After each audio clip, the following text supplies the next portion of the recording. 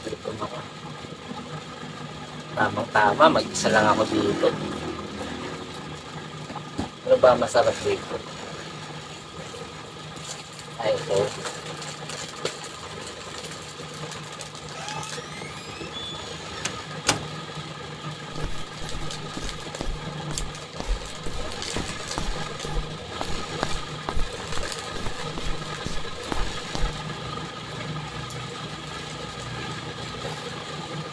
Dito wala pang tao.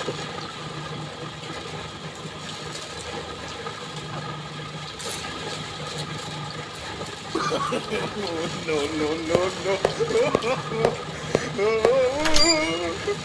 Sinasabi ko na kaya pala wala akong benta pero bawas ang paninda.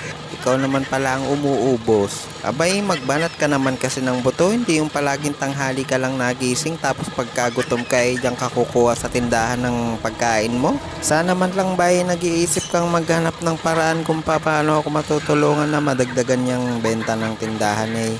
Wala ka man lang ginawa kundi maupo na lang maghapon, mag-Facebook, mag-TikTok, mag-YouTube. Ay Diyos ko po, Inday. Ala siya, ako na magbantay at baka maubos mo pa yan.